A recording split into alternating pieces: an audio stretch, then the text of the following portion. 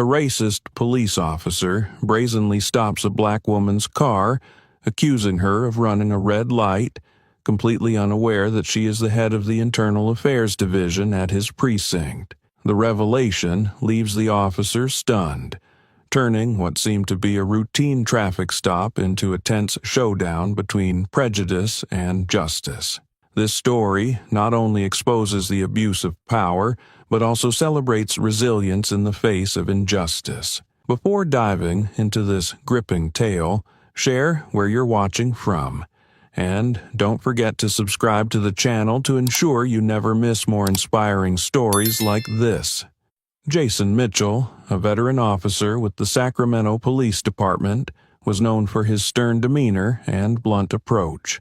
However, beneath the facade of a model law enforcement officer lay a man deeply influenced by his personal biases. During a routine patrol, Jason decided to stop Olivia Johnson, a successful black woman on her way home. Jason had no idea that Olivia was the head of the Internal Affairs Division, a person with the authority not only to oversee the department, but to directly impact his career. The evening in Sacramento carried the tranquil air of a day winding down.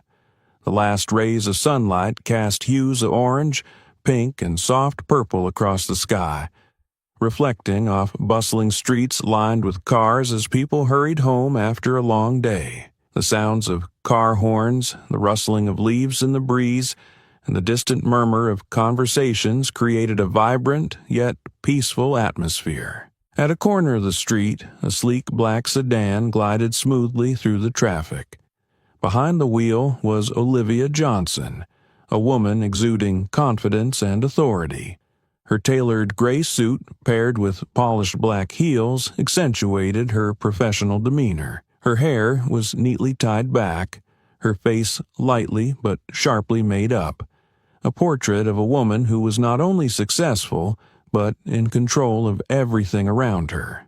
On the passenger seat beside her sat a neatly placed laptop, a reminder that her work never truly paused, even after leaving the office. She had just wrapped up a series of critical meetings, her mind still buzzing with strategies and ideas to address. But as soft jazz played through the car's radio, Olivia allowed herself a rare moment of relaxation, letting the soothing melody ease her thoughts. As her car approached an intersection, the traffic light shifted from yellow to red. Olivia came to a complete stop, adhering to the rules, her gaze fixed ahead. She didn't notice the flashing blue and red lights of a police car pulling up behind her. The sharp wail of a siren shattered the quiet inside her vehicle. Olivia glanced in the rearview mirror, her brows furrowing slightly as she realized the police car was signaling her to stop. Unsure why she was being pulled over, she sighed, trying to maintain her composure. She turned on her signal and gradually pulled over to the side of the road, mentally retracing her actions to determine if she had made any errors. From the police car behind her, Jason Mitchell stepped out, his tall frame clad in a crisply ironed uniform that radiated seriousness. His gaze was not merely professional but probing, as though searching for something to validate his authority. Olivia rolled down her window, her expression calm, but her eyes sharp, tracking Jason's every move. At that moment, she was more than just a driver being stopped.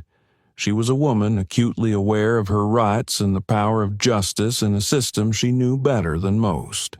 What she didn't yet realize was that this encounter would be far more than a routine traffic stop.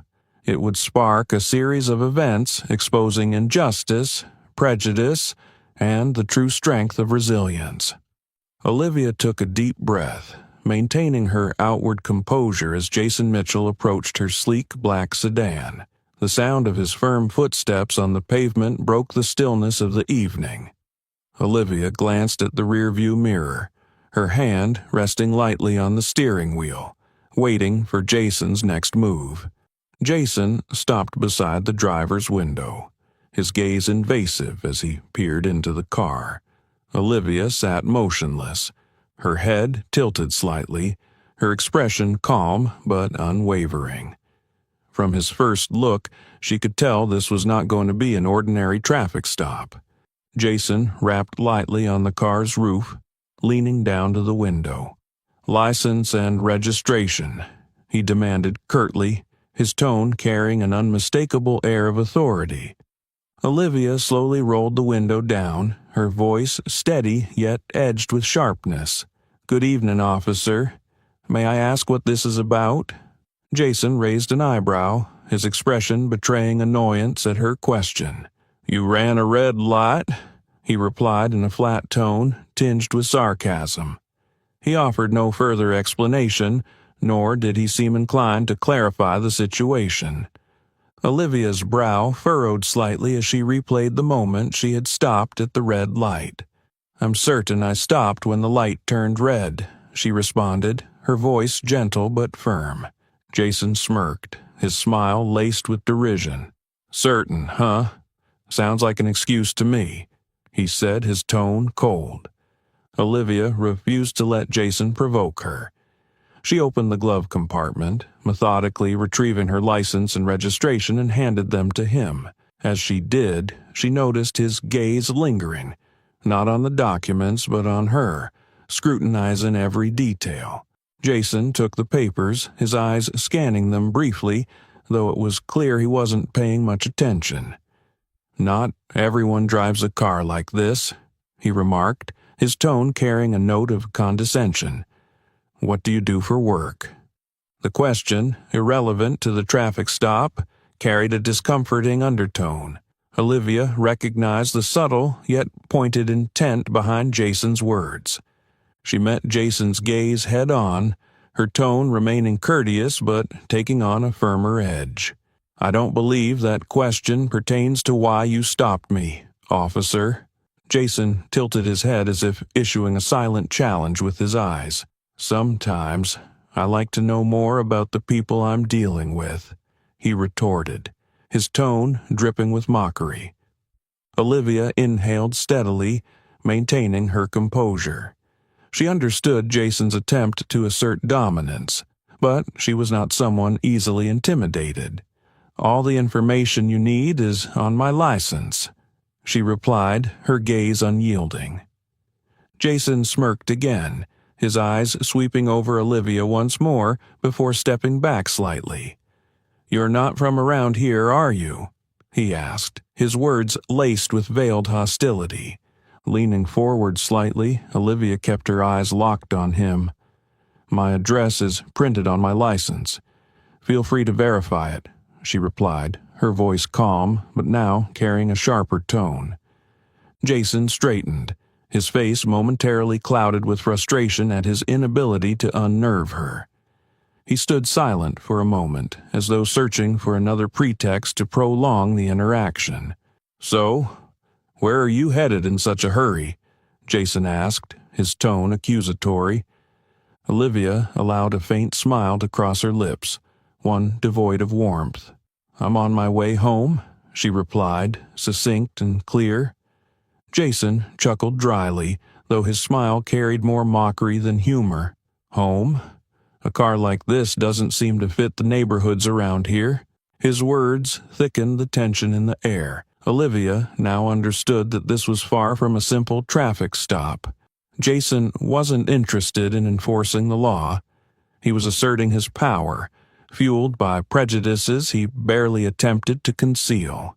Raising her head, Olivia's eyes turned icy. "Everything you need to know is in the documents I've given you," she said, her voice steady, refusing to let Jason push her any further. Jason narrowed his eyes, sensing a challenge. This was no longer about a supposed traffic violation. It had evolved into a battle of control and power, and Olivia, with her unwavering confidence and determination, had no intention of backing down. Jason stood upright, his gaze growing sharper as he stared at Olivia through the car window. Her calm demeanor seemed to irritate him even more. After a brief, tense pause, he barked an order, his tone harsh. "Step out of the car immediately." Olivia raised an eyebrow, maintaining her composure, but internally she knew the demand was unreasonable. "Officer, I've provided all the necessary documents. Could you explain why you're asking me to step out of the car?" she asked. Jason smirked, his expression filled with challenge. "I don't need to explain everything. This is standard procedure. If you have nothing to hide, then there's no reason to refuse." Jason's response made it clear to Olivia that this was no longer an ordinary traffic stop. Yet she remained calm, refusing to let Jason see any sign of unease. "I am fully cooperating with you," she replied, her tone firmer. "But if your request isn't related to a traffic violation, I need to know the specific reason." Jason didn't reply immediately. He stepped back slightly, his gaze still scanning Olivia intently. After a few moments of silence, he finally spoke, his voice heavy with disdain. "You think you know the law better than I do? Step out of the car right now, or you'll face bigger problems." Olivia stared directly at Jason, her eyes steady and unflinching. She understood that the situation was escalating beyond the bounds of a typical traffic stop. With a small sigh, she calmly unbuckled her seatbelt, reached for the door handle, and stepped out of the car, maintaining a professional and composed demeanor. At that moment, a passerby named Ben Carter, standing not far away, noticed the situation. Ben, a young resident, sensed something unusual about the interaction. Taking out his phone, he began recording the entire incident. Olivia stood beside her car, her gaze fixed on Jason as he approached her again, seemingly searching for a way to assert control. "Put your hands on the hood," Jason ordered, his tone unwaveringly authoritarian. "Officer," Olivia began, her voice polite, but edged with firmness, "I would like to understand why you're asking me to do this. I've committed no suspicious behavior and have complied fully." Jason's smirk returned, his expression now tinged with mockery. "Sometimes we have to be cautious. You know, not everyone driving a car like this is on the up and up." Jason's words, dripping with insinuation, made it clear to Olivia that this was not about enforcing the law. His prejudice was laid bare. "I understand that you're doing your job," Olivia responded, her tone growing sharper. "But your request lacks any legitimate basis.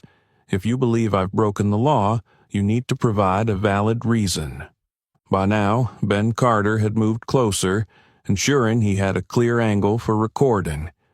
Noticing Ben, Jason turned his attention to him, scowling and raising his voice. "What do you think you're doing? Turn off that phone right now." Ben remained unfazed, keeping his phone focused on Jason.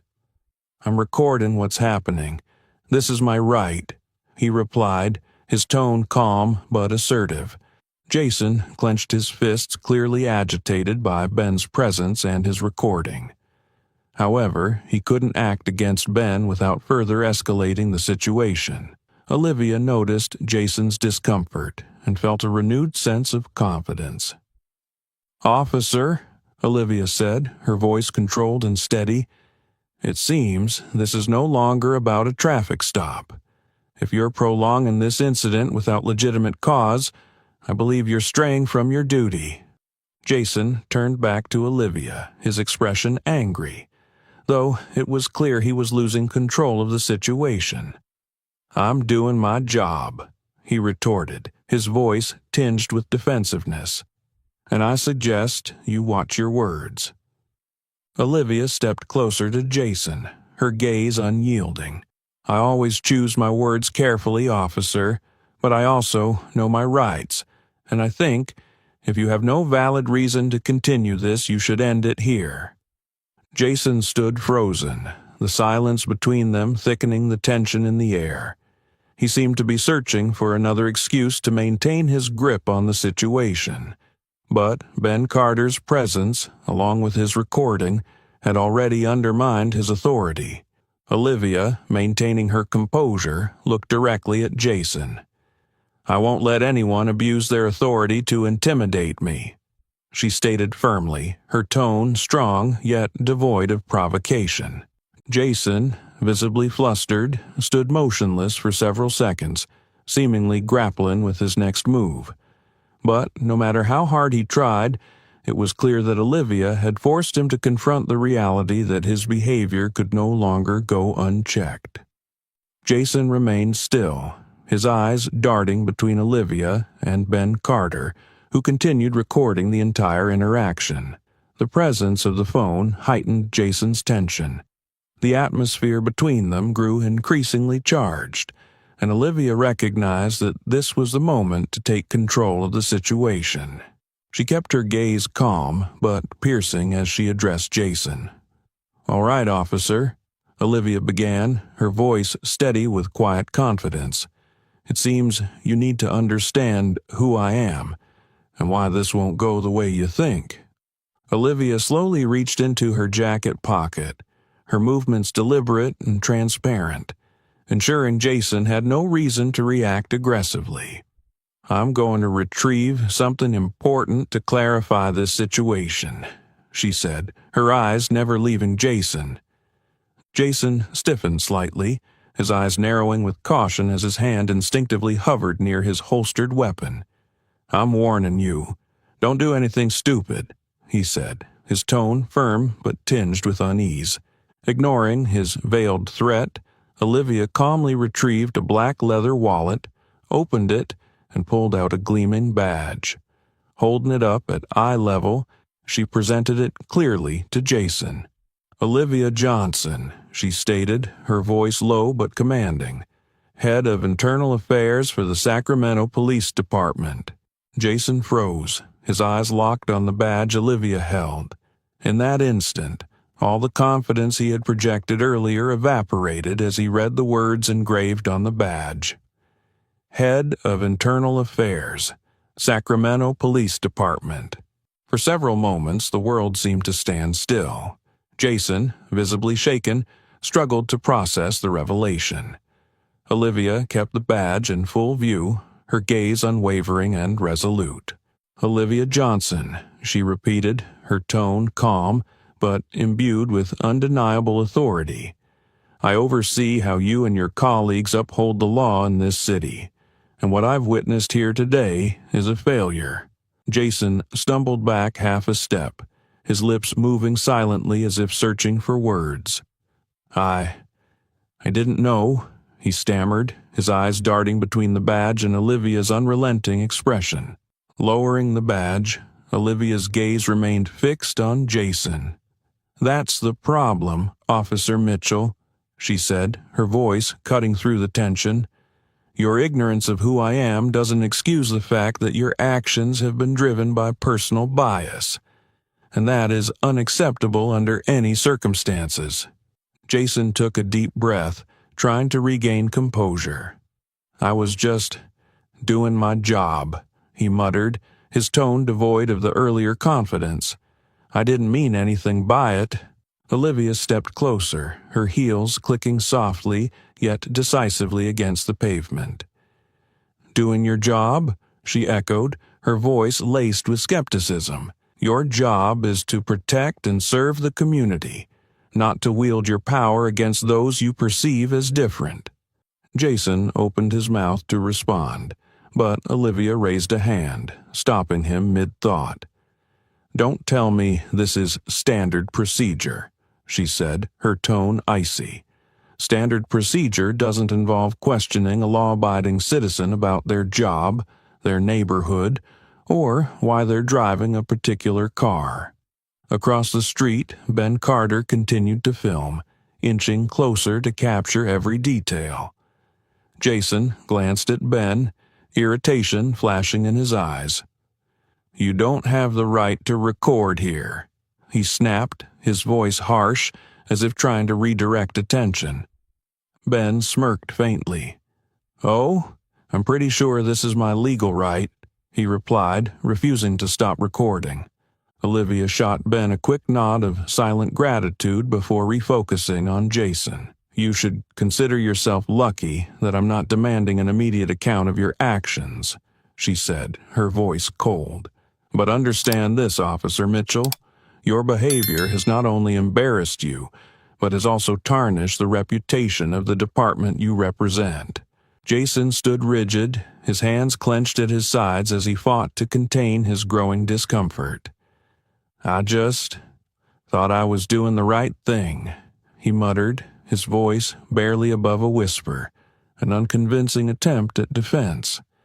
Olivia shook her head slightly. "You weren't thinking about doing the right thing," she said bluntly. "You were thinking about asserting your power, and you were wrong. That power is not yours to wield based on emotion or prejudice.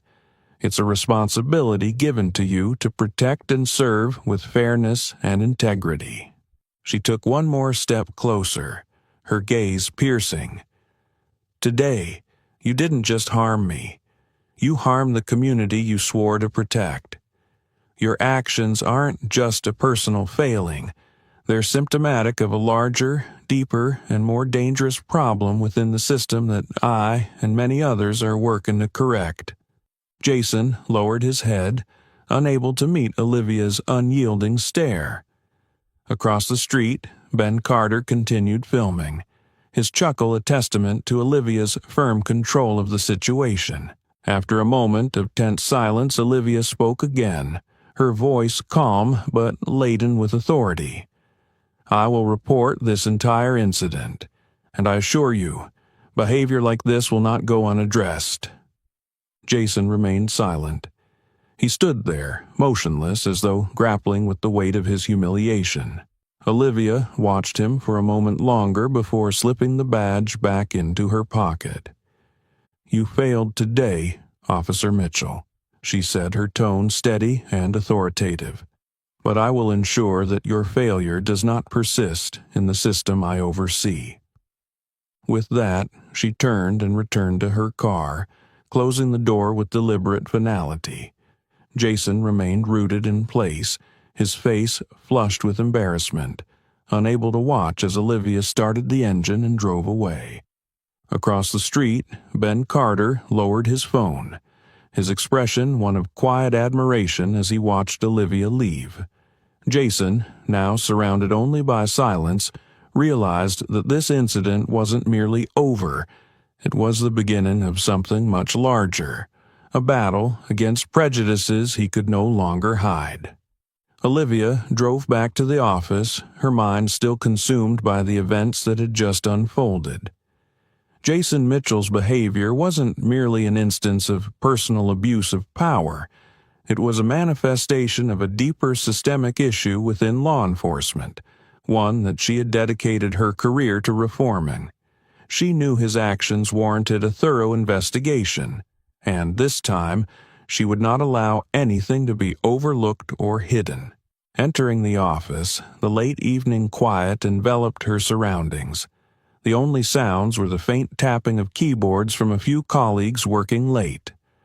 Olivia removed her jacket, hung it neatly on a hook, and settled into her desk chair. She powered up her computer, logged into the internal case management system, and entered Jason Mitchell's name into the search bar. A slew of records appeared, and within minutes, Olivia noticed red flags. She opened each file, meticulously reading every line, every report, every complaint. What she found not only deepened her disappointment, but also underscored the urgent need for systemic reform. First complaint. A young black woman reported that Jason had stopped her car without cause, demanded she exit the vehicle, and conducted an excessively intrusive inspection. The woman stated that Jason used language laced with bias during their interaction. This complaint was dismissed on the grounds of insufficient evidence. Second complaint, a couple, a black husband and a Latina wife, alleged that Jason had stopped them without justification. He then searched their vehicle without a warrant and made racially charged comments. The complaint was filed but never seriously investigated. Internal note from a colleague. In an internal report from a few years ago, a fellow officer wrote, "Jason tends to target individuals from minority groups. He often crosses a line during traffic stops, but there's never enough evidence to act against him." As Olivia sifted through the records, one document stood out, prompting her to pause. It was a report from 4 years prior involving Jason Mitchell. In this incident, Jason had been accused of using excessive force while arresting a 17-year-old black male. Witnesses claimed Jason grabbed the teenager by his shirt, slammed him to the ground, and handcuffed him despite little to no resistance. However, the official report had been altered by Jason's colleagues. Other officers on the scene had asserted that the teen had been posing a threat to the officer, and the case was quickly closed without any consequences for Jason. Olivia clenched her hands on her desk, her eyes scanning each line of the document.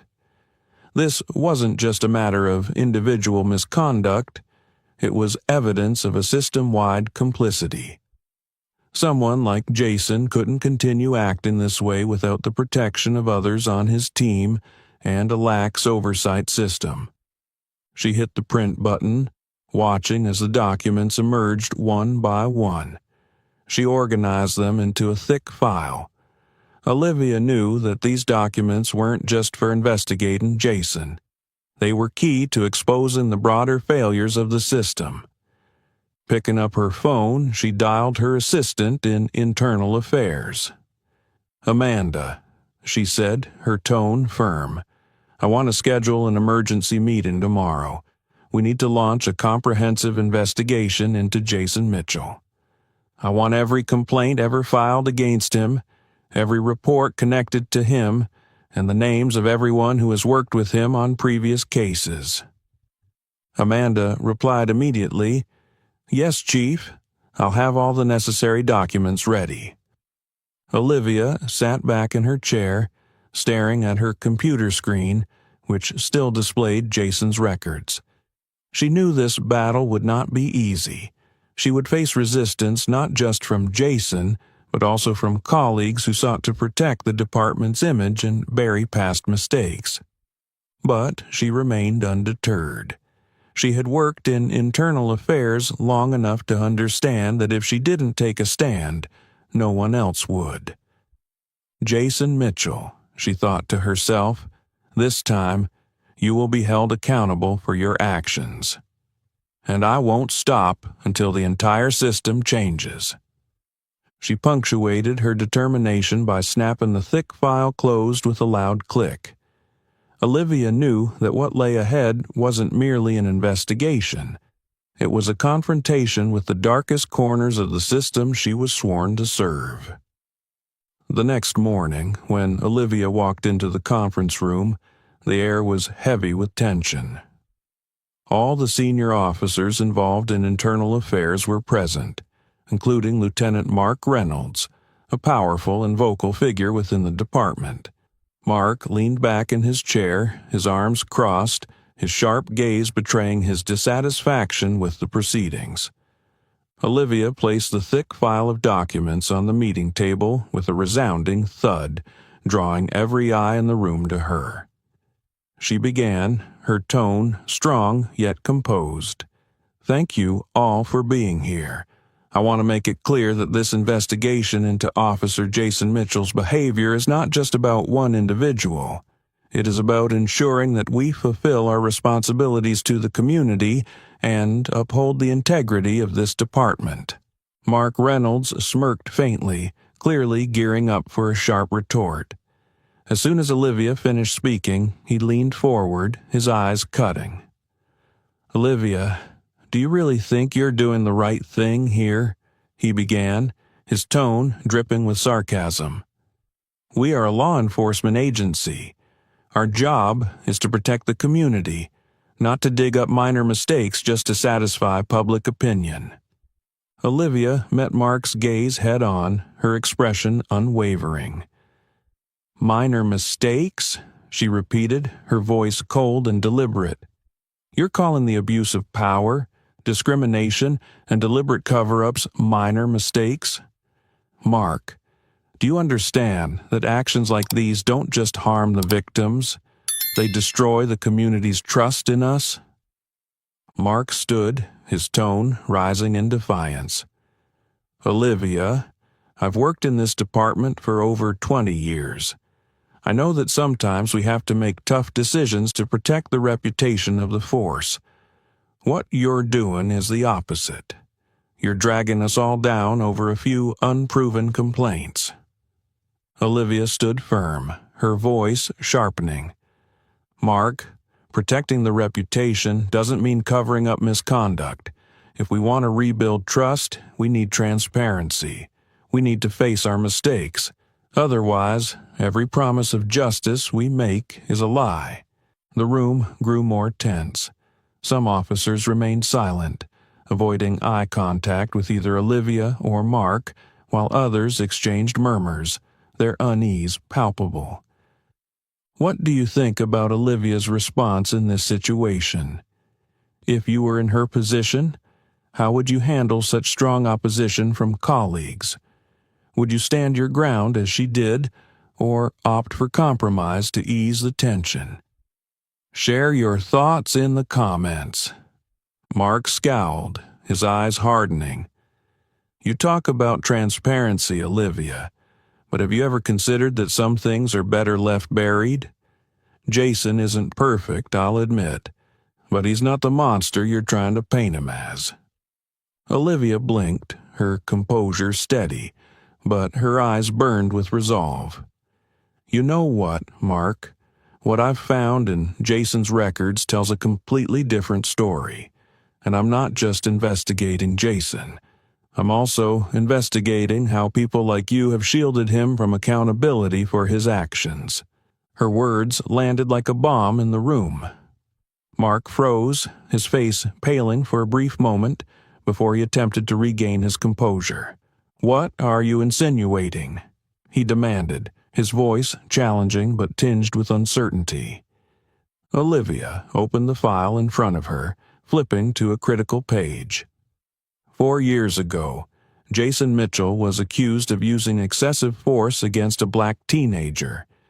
Witnesses stated the boy did not resist, but the internal report claimed he posed a threat to the officer. I reviewed the list of officers present at the scene that day, and your name is on it. Mark clenched his fists, his expression hardening.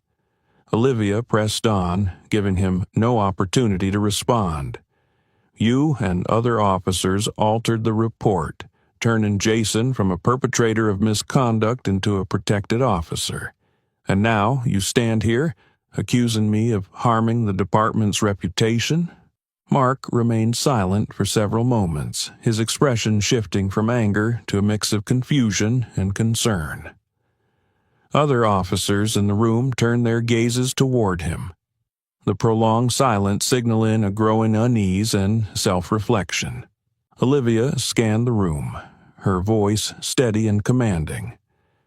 This isn't about protecting an individual or an image. This is about protecting what we swore to uphold, justice and fairness. And if that makes some of you uncomfortable, then perhaps you should reevaluate your role in this system. Mark offered no reply, lowering his head to avoid Olivia's unyielding gaze. The room fell silent, but Olivia knew her words had planted seeds of doubt and introspection in everyone present. She also knew this was only the beginning of a long and arduous battle, but she couldn't afford to stop now. We must change, she concluded, closing the meeting with a brief but weighty statement.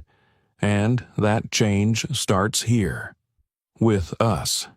After the tense meeting, Olivia returned to her office and immediately began working on the next step of her plan, connecting with the community. She knew that to rebuild the fractured trust, she needed to listen to those directly affected by injustice. And the only way to do that was to meet with them face to face. Within days, she organized a series of community forums inviting residents to share their stories and experiences with the police force. The first forum was held in a modest community center, but quickly drew attention. The meeting room was packed with people of all ages and backgrounds. Some attendees appeared curious, while others displayed clear skepticism. Standing at the podium, Olivia scanned the crowd, attempting to connect with each person. "Good evening, everyone," Olivia began, her voice clear yet warm. "I'm Olivia Johnson, Chief of Internal Affairs for the Sacramento Police Department. I'm here today not to speak, but to listen. I want you to share your experiences, your thoughts on how we've operated, and what we need to change to serve you better." Initially, the room was silent. A few people exchanged glances, hesitant to speak. Then a young man stood up. He introduced himself as Marcus, a delivery driver. "I was once pulled over by the police just because I was driving a car that didn't look like I could afford it," he said bitterly. "They searched my car, found nothing, and left without so much as an apology." Olivia nodded, attentively listening as Marcus recounted his story. After him, others began to stand and share similar experiences. Midway through the forum, an older woman with silver hair and deep, sorrowful eyes rose to speak. She clutched her handbag tightly as if to steady herself. "Hello," the woman began, her voice shaky but filled with emotion. "My name is Mrs. Harriet, and I'm here because of my son." The room grew silent, every eye turning toward Mrs. Harriet as she continued. "My son, James, was a hard-working black man. He worked tirelessly to provide for his family. But one day, while simply walking home from his shift, he was stopped by the police. They accused him of wrongdoing for no reason, just because he was wearing a hoodie." Her voice broke, tears welling in her eyes. "They didn't just humiliate him in public, they shattered his faith in justice. James used to believe that if he did the right thing, he'd be treated fairly. But now, he doesn't believe that anymore." Olivia took a deep breath, feeling the weight of the room's somber silence. She stepped down from the podium and approached Mrs. Harriet. "Thank you for sharing," Olivia said, her voice low but full of empathy. "I cannot imagine the pain you and your son have endured, but I can promise you this: we will not allow injustices like this to continue. I'm here to listen and to act." Mrs. Harriet looked at Olivia, her eyes brimming with tears yet glimmering with hope. "It's good to hear you say that," she replied, her voice still trembling but firm.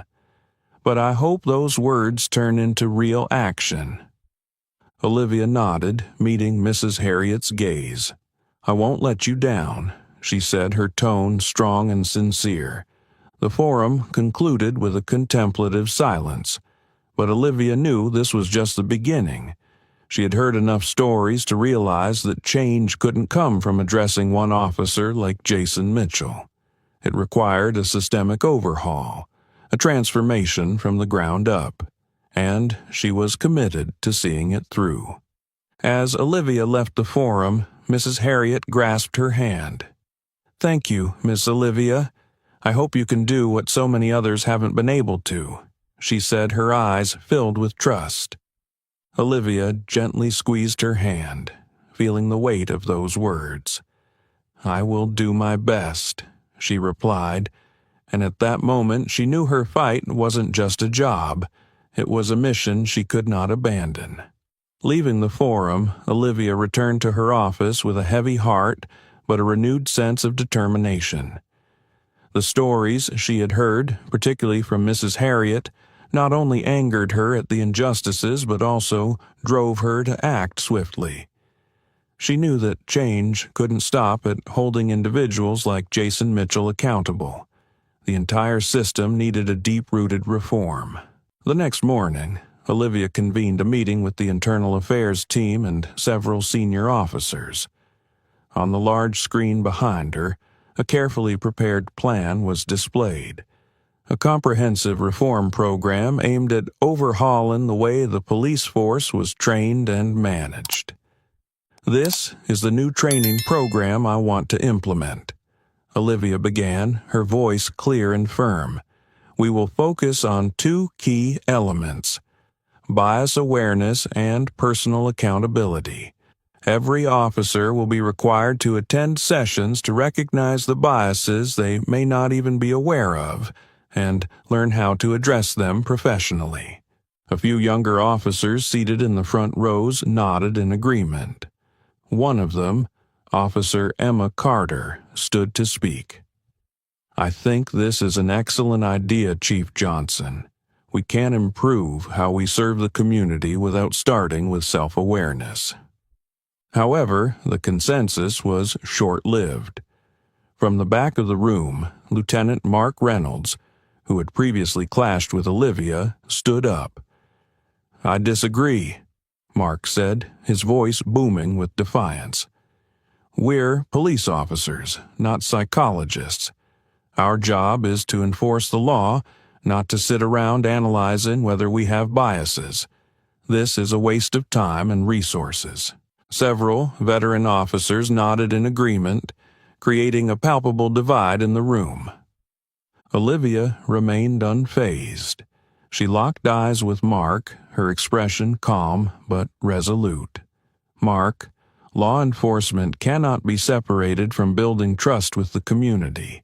If we fail to acknowledge our unconscious biases, we'll keep repeating the same mistakes, and that will only further damage the force's reputation. Mark raised an eyebrow, ready to retort, but Olivia held up a hand to stop him. I'm not finished, she continued, her tone growing firmer. We cannot shy away from responsibility simply because it's difficult. We need to change, and that change starts here, in this very room. To prevent the discussion from devolving into further arguments, Olivia revealed the next step in her plan: bringing in independent experts to lead the training program.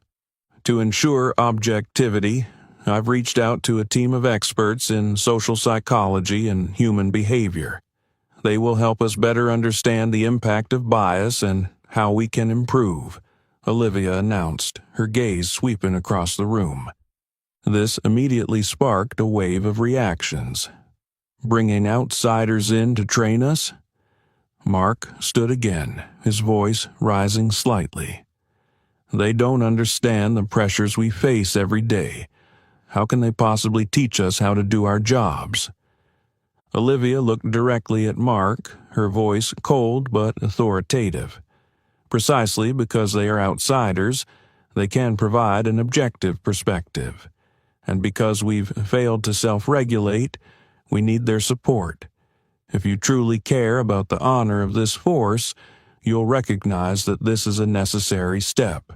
While younger officers like Emma expressed strong support, opposition from the veteran officers became more evident. They whispered among themselves, shook their heads, and even sneered at Olivia's plan. But she knew that resistance was an inevitable part of any reform effort. After the meeting, Olivia stepped into the hallway where Officer Emma Carter was waiting. Chief Johnson, Emma said, her voice filled with enthusiasm, I want to be part of this program. I think it's exactly what we need. Olivia smiled, her eyes reflecting gratitude. Thank you, Emma. Your support is invaluable. We'll need people like you to set an example for others.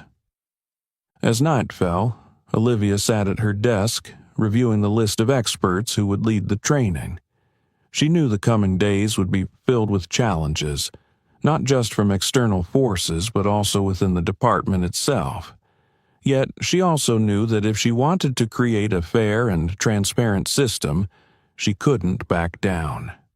This won't be easy, Olivia murmured to herself, her eyes resolute. But no meaningful change ever comes without effort. She powered on her computer and began drafting invitations for the experts, ready to take the next steps in this arduous but necessary journey. A few weeks after the reform training program began, the most critical day of the internal investigation arrived, the formal hearing of Officer Jason Mitchell. Olivia knew this wasn't merely a disciplinary hearing for an individual. It was an opportunity to send a strong message that abuse of power and bias would not be tolerated within the police force. The Internal Affairs conference room was packed, with senior officers, internal investigators, and legal representatives from the department all present. Olivia sat at the head of the table, a thick dossier of evidence against Jason in front of her. Across the table, Jason sat with a tense posture. He tried to appear calm, but his clenched fists and avoidant gaze betrayed his anxiety. Olivia began the hearing with a voice that was strong yet professional. "We are gathered here today to review the conduct of Officer Jason Mitchell, particularly the allegations of abuse of power and discriminatory behavior during his duties." She turned to the Internal Affairs team, signaling them to present the evidence. Amanda Hayes, one of the investigators, stood and opened the file, beginning to read.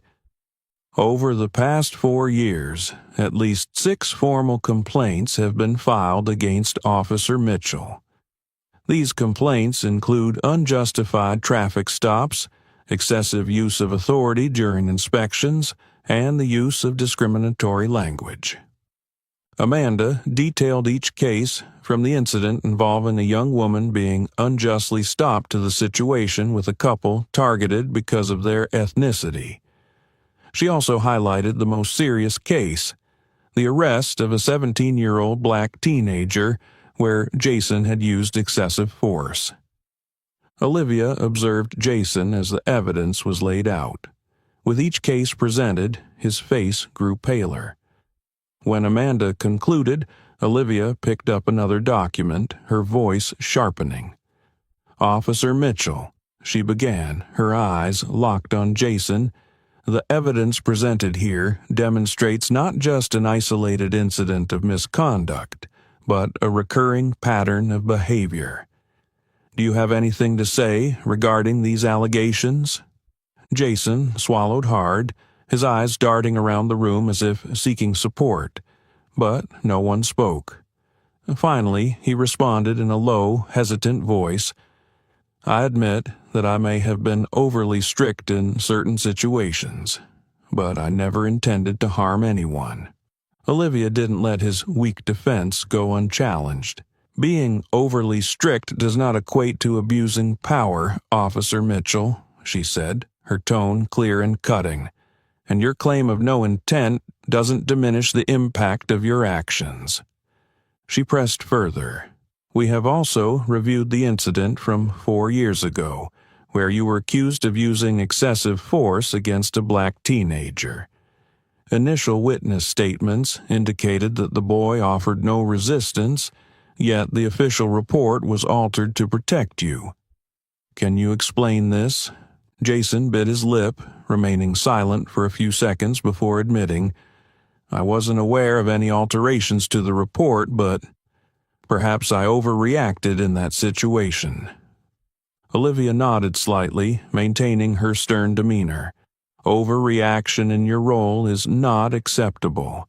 We are here not just to hear excuses, but to ensure that such behaviors do not happen again." After over 3 hours of testimony and review, with all evidence laid out and Jason unable to provide any compelling justification for his actions, the board made its final decision. Olivia rose, delivering the verdict with measured authority. "Officer Jason Mitchell, you are hereby placed on indefinite suspension. During this period, you are required to participate in mandatory training on bias awareness and personal accountability. Your eligibility to return to duty will depend on the outcomes of this program and the board's evaluation." The room fell silent. Jason lowered his head, offering no further argument. The decision was a significant blow for him, but Olivia knew it was a necessary step to uphold the integrity of the police force and rebuild trust with the community. As the hearing concluded, Olivia gathered her documents and left the room. A few younger officers approached her, nodding in appreciation. Officer Emma Carter spoke quietly. "Thank you, Chief Johnson. This is exactly what we needed to move forward." Olivia offered a faint smile, though she knew the battle was far from over. Suspending Jason Mitchell was only the first step. Transforming an entire system would require far greater effort, but she was ready to face any challenge to achieve that goal. After Jason Mitchell's hearing, Olivia returned to her office only to receive troubling news. A group of veteran officers, led by Lieutenant Mark Reynolds, had formally submitted a letter of protest to Police Chief Edward Thompson. The letter accused Olivia of dividing the ranks and damaging the department's reputation through her approach. Chief Thompson called an emergency meeting the following morning to address the issue. Olivia entered the conference room with a calm demeanor, though her determined gaze revealed her readiness for the confrontation. Across the table, Mark and several senior officers sat with stern expressions, clearly hoping the chief would side with them. Edward began solemnly. "I have received this letter of protest, which raises serious concerns from a segment of our force.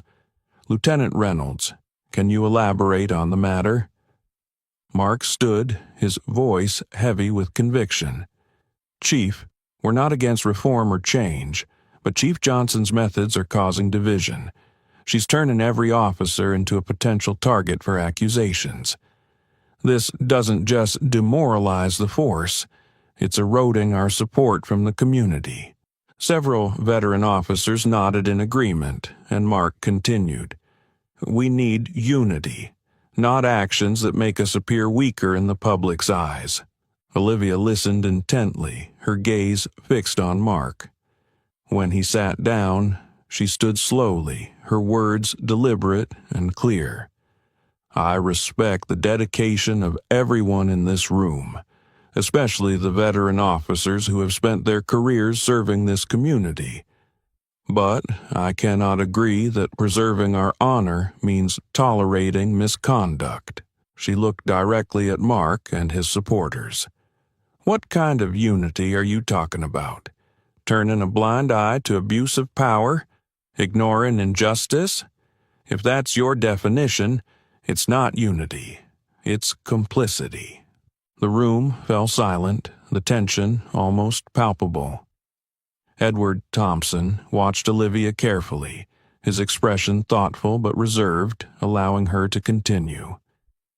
"We cannot expect the community to trust us if we aren't transparent," Olivia said, her voice growing stronger.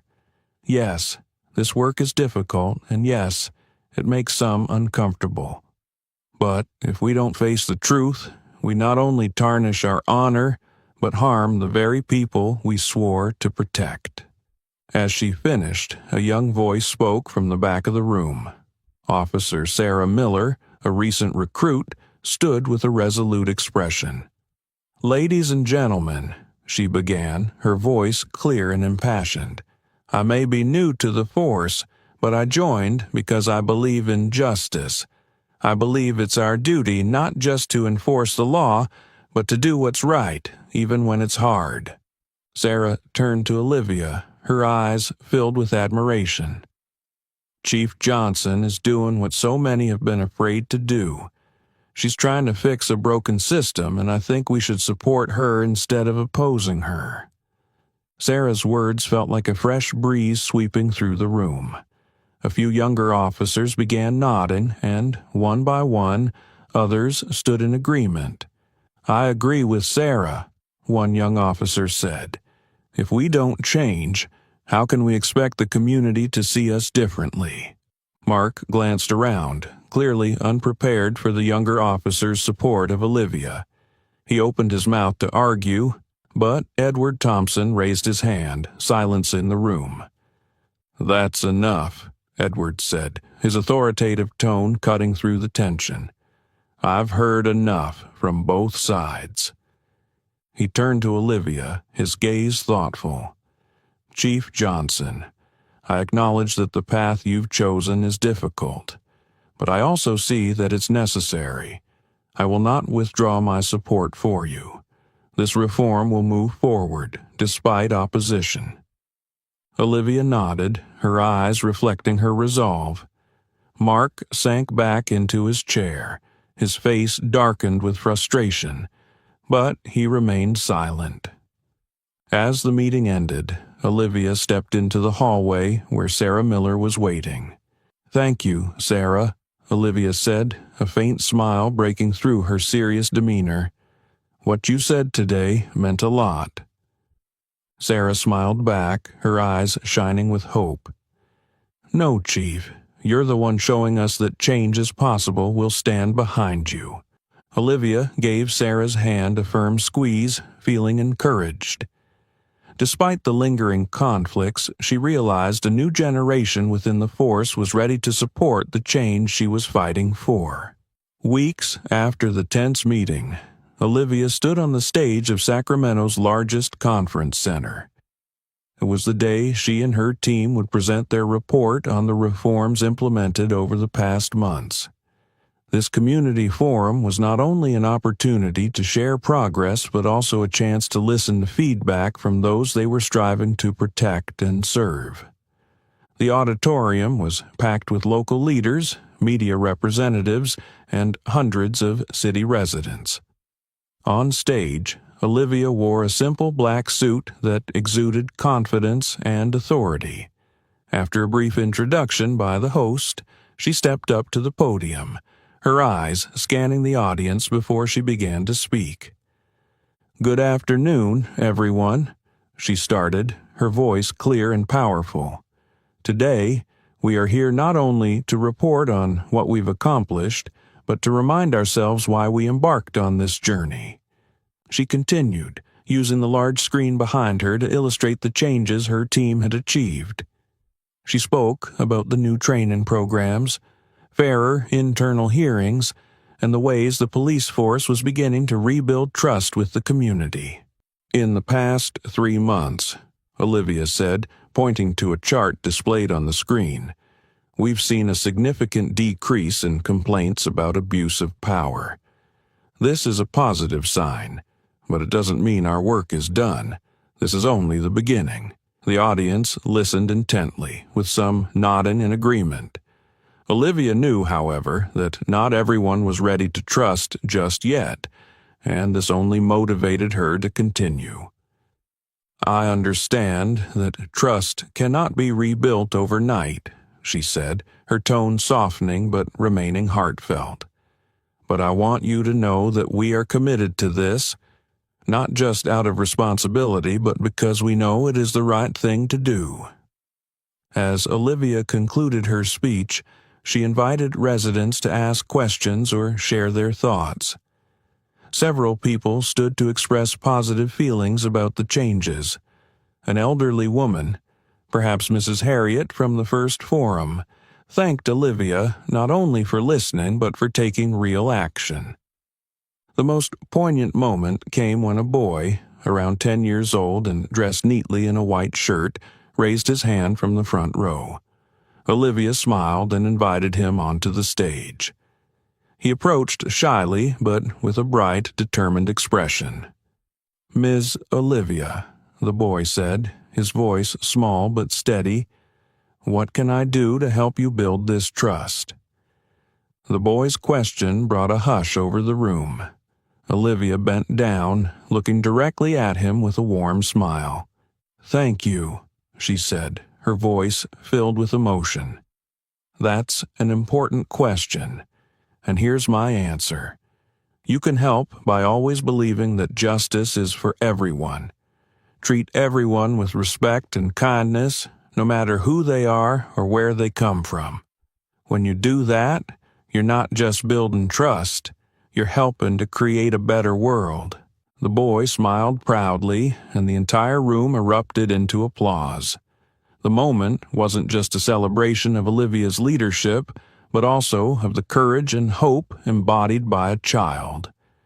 As the forum concluded, many attendees approached Olivia to express their gratitude. Some offered to volunteer for community programs, while others simply shared that they felt hope for the first time in years. Olivia left the forum with a sense of relief. Though she knew the road ahead would be long and challenging, she could feel that change was already underway. Most importantly, she knew that the community, the very people she was fighting for, were ready to stand alongside her on this journey. As the applause echoed through the auditorium, Olivia remained on the stage, her eyes scanning the sea of faces filled with emotion below her. Each person carried a story, a hope, and now they all seemed united in the belief that change was possible. The sight filled her with pride, but also reminded her of the immense responsibility she bore. She stepped forward a little, her eyes shining with determination as she spoke. "My friends," Olivia began, her voice resonating stronger after the applause. "What we've accomplished so far is only the first step. The road ahead is still full of challenges, and I know there will be times when we feel weary, and times when we doubt if this is worth it. But let us remember, we're not doing this just for ourselves. We're doing it for our children, for the next generation." She paused, her gaze shifting to the back of the hall, where a young boy sat with wide-eyed admiration. A faint smile crossed Olivia's lips, and she continued, "What we're building today is a justice system where every child growing up in this city can believe they will be treated fairly and respectfully. Fairness is not a privilege. It's a fundamental right for everyone regardless of skin color, religion, or social standing." Her words silenced the room. No one moved, no one spoke. All were captivated by her sincerity and resolve. After a moment of quiet, a small voice rose from the front row. It was the boy she had noticed earlier. He stood, a little shy but with courage shining in his bright eyes. "Ms. Olivia," he asked, his young voice clear and unwavering, "what can I do to help you build this trust?" The question drew a collective breath from the audience. Olivia leaned down, meeting the boy's gaze directly. "Thank you," she said, her voice soft but filled with emotion. "That's a very important question, and my answer is this. You can help by always believing that justice is for everyone. Treat everyone with kindness and respect, no matter who they are. Every small act can create a big change." The boy's radiant smile lit up the room, and the crowd erupted into thunderous applause. It was a celebration not only of Olivia's efforts, but also the pure, powerful hope represented by a child's question. As Olivia straightened up, her eyes met those of Jason Mitchell, standing at the back of the room. Unlike before, he was not blending into the crowd but stood apart, watching her intently. His expression had shifted. There was no defiance or arrogance, only contemplation. Olivia didn't know what Jason was feeling, but she recognized a flicker of possibility. Change, she realized, could start not only in systems, but also in individuals. After the forum concluded, people gradually dispersed, and many approached Olivia to thank her for what she had done. Some shared that they felt hope for the first time in years, while others expressed their desire to join community programs and contribute to change. Olivia stepped off the stage and out into the open air. The afternoon sun bathed Sacramento in a warm, golden light, casting a peaceful glow over the city. She stood at the exit, watching the crowd disperse, her heart filled with a profound sense of fulfillment. "We can't change everything in just one day," she thought to herself. "But today, we've accomplished something meaningful. She took a deep breath, letting the fresh air fill her lungs. In the distance, she spotted the young boy from the forum waving at her alongside his family. Olivia waved back, realizing that the trust she was working to build was not a solitary mission. Returning to her office with a steady stride, Olivia felt prepared for the challenges ahead. The community had entrusted her with their faith and support, and she was determined not to let them down. Though the journey was far from over, every step brought her closer to a system that was fair, transparent, and deserving of the people's trust. As the sun set over the city, Sacramento transformed from a place with problems to solve into a symbol of hope and change. This was not the end, but the beginning of a future Olivia would relentlessly strive to achieve. The story of Olivia is not just about the journey of a strong woman fighting against injustice, but also a reminder that change begins with each of us. What are your thoughts on Olivia's decisions in this story? If you were in her position, how would you act? Share your thoughts in the comments below. We'd love to hear your perspective. If this story inspired you, don't forget to like, share with friends, and subscribe to the channel for more meaningful stories. Together, we can spark important conversations and contribute to building a better society.